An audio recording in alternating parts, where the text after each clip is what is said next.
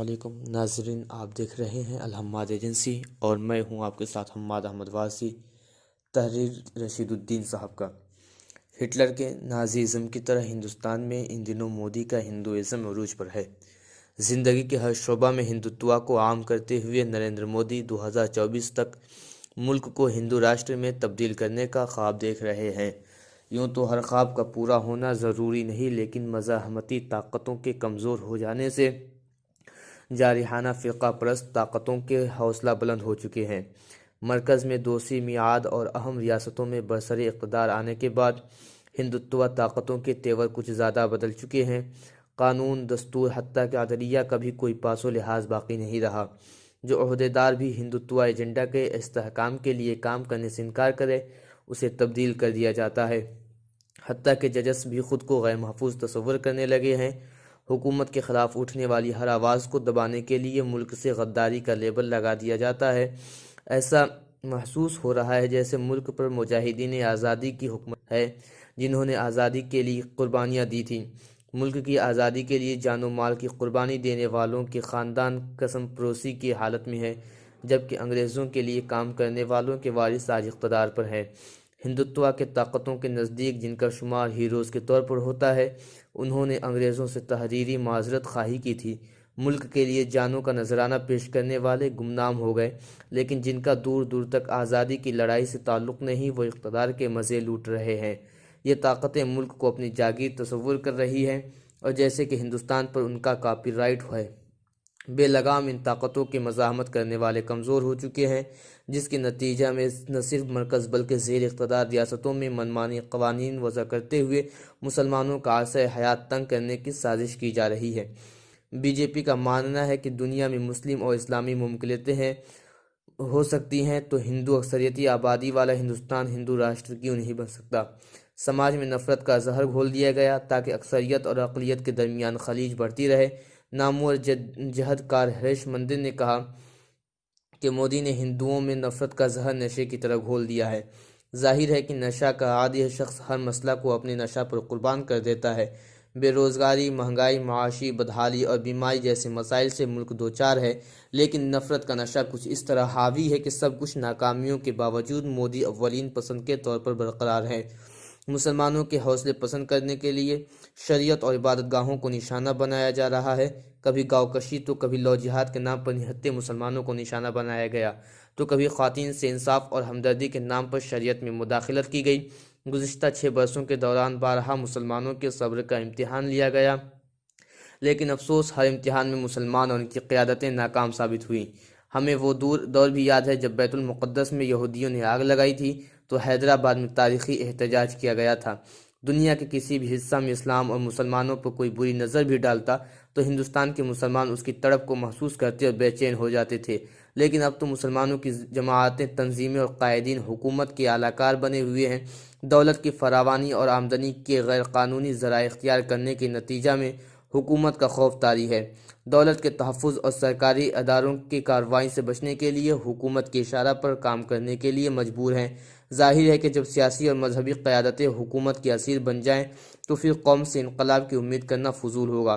لو جہاد کے نام پر بی جے پی ریاستوں میں قانون سازی کا سلسلہ چل پڑا ہے۔ دوسری طرف آسام میں دینی مدارس کو بند کرنے کا قانون منظور کیا گیا۔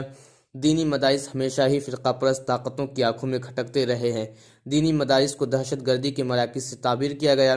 دینی مدارس میں سرکاری نصاب متعارف کرنے کی مہم شروع کی گئی تاکہ دینی مدارس کے طلبہ کی زبان پر وندے ماترم اور جن گن من آ جائے۔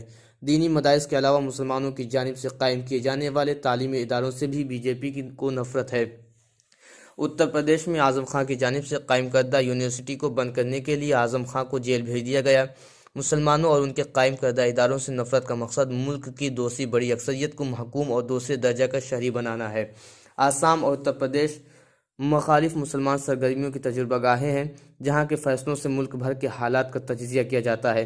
آسام میں این آر سی پر عمل کرتے ہوئے لاکھوں مسلمانوں کی شہریت کو ختم کیا گیا اور رائے دہی کے حق سے مسلمان محروم ہو گئے۔ اب دینی مدارس کو نشانہ بنایا گیا۔ افسوس کہ آسام میں مسلمانوں کی نمائندگی کا دم بھرنے والے بدرالدین اجمل کی یونائیٹڈ ڈیموکریٹک فرنٹ نے اس فیصلے کے خلاف کوئی مزاحمت نہیں کی۔ اتنا ہی نہیں، دیگر مسلم جماعتوں اور تنظیموں کے قائدین مہر بلب ہیں۔ قیادتوں اور جماعتوں پر بے حسی کا یہ سناٹا آخر کیوں ہے؟ بی جے پی 2021 میں مغربی بنگال کے بعد آسام الیکشن پر توجہ مرکوز کرے گی۔ امت شاہ دونوں ریاستوں کا بارہا دورہ کر رہے ہیں۔ آسام کو بی جے پی کے قلعہ میں تبدیل کرنے کی منصوبہ بندی ہے، جو کبھی بائیں محاذ کا گڑھ تھا۔ بی جے پی اور سنگھ پریوار کو دینی مدارس سے خوف اس لیے ہے کہ وہ اسلام کے مضبوط قلعے ہیں۔ مسلمانوں کو دین اور شریعت سے دور کرنا ہو تو مدارس کو بند کرنے کے سوا کوئی راستہ نہیں۔ اسلام اور مسلمانوں کے خلاف سازش کرنے والے نہیں جانتے کہ پھوکوں سے یہ چراغ بجھایا نہ جائے گا۔ اسلام غالب ہونے کے لیے ہے اور دنیا کی کوئی طاقت اسے مغلوب نہیں کر سکتی۔ دنیا میں جہاں جہاں اسلام کے خلاف سازشیں کی گئی، ان ممالک میں اسلام تیزی سے پھیل رہا ہے۔ مسلمان ہندوستان میں ہر چیز کو برداشت کرنے کے عادی بن چکے ہیں، اور یہی بے حسی مخالفین کے حوصلوں کو بلند کرنے کا سبب بن رہی ہے۔ معاشرہ میں جب حلال اور حرام کی تمیز ختم ہو جائے تو احساس ضیاء کا خاتمہ ہو ناطع مانا جاتا ہے۔ اسلام کے غلبہ کے لیے اللہ تعالیٰ کسی کا محتاج نہیں۔ اگر مسلمان اس ذمہ داری کی تکمیل میں ناکام ہو جائیں تو اللہ تعالیٰ کسی اور گروہ کو کھڑا کر دے گا۔ مسلمانوں کے حوصلوں کو پست کرنے کی مہم میں بعض خود رو پرو پودوں کی طرح ابھرنے والے نام نہاد دانشور بھی شریک ہیں، جو ہمیشہ مسلمانوں کی کمزوریوں کو اجاگر کرتے ہوئے ایسے واقعات کو اپنی تحریروں کا موضوع بناتے ہیں جن سے مسلمان شرمندہ اور پست ہمت ہو جائیں۔ اب تو خانقاہوں کو بی جے پی سے قریب کرنے کے لیے امت شاہ کے حوالی صوفیہ اور خانقاہی لباس میں دھوکہ دے رہے ہیں۔ آسام میں دینی مدارس کے خلاف فیصلہ محض ایک تجربہ ہے، اور اگر مسلمان مزاحمت نہ کریں تو ملک بھر کے دینی مدارس بند کرنے کے حق میں فیصلے ہوں گے۔ نفرت کے سوداگروں کے حوصلے اس قدر بلند ہیں کہ مدھیہ پردیش میں مسجد پر بھگوا پرچم لہرایا گیا۔ دہلی فسادات میں مساجد کے ساتھ پیش آئے واقعات کو دہرانے کی ضرورت نہیں۔ ملک کی واحد مسلم اکثریتی ریاست کشمیر کو ہندو اکثریتی ریاست میں تبدیل کرنے کے لیے دفعہ 377 کو برخاست کیا گیا۔ ایک سال مکمل ہونے کے باوجود سارے ملک میں کوئی ری ایکشن نہیں ہے۔ مسلمانوں نے کشمیریوں پر مظالم سے اپنے آپ کو لاتعلق کر لیا ہے۔ لو جہاد کے نام پر مختلف ریاستوں میں کی گئی قانون سازی غیر دستوری ہے اور عدالتوں میں اسے ناقابل عمل قرار دیا۔ لو جہاد پر کارروائی سے قبل بی جے پی کو اپنے اندر چھپے دو جہادیوں کے خلاف کارروائی کرنی چاہیے۔ مختار عباس نقوی اور شہنواز حسین نے سنگھ پریوار کے اہم قائدین کے گھروں میں لو جہاد کیا ہے۔ مطلب یہ ہوا کہ بی جے پی میں رہ کر لو جہاد جائز اور قانون ہو جاتا ہے۔ ماہرین کا کہنا ہے کہ حکمراں اگر شادی شدہ ہو تو وہ گھر اور باہر کے مسائل سے واقف ہوتا ہے، لیکن یہاں تو دہلی اور اتر پردیش دونوں جگہ ایسے حکمراں ہیں جنہوں نے گھر والی سے کبھی لو نہیں کیا۔ ظاہر ہے کہ جو گھر میں محبت سے عاری ہو وہ دوسروں سے کیا ہمدردی کرے گا۔ ویسے بھی ماہرین نفسیات کی تحقیق ہے کہ غیر شادی شدہ افراد زیادہ تر سنگ دل واقع ہوئے ہیں۔ راحت اندوری کا یہ شعر آج کے حکمرانوں پر صادق آتا ہے: ضمیر ان کے بڑے داغدار نکلیں گے، جو پھر رہے ہیں یہ چہرے دھلے دھلائے ہوئے۔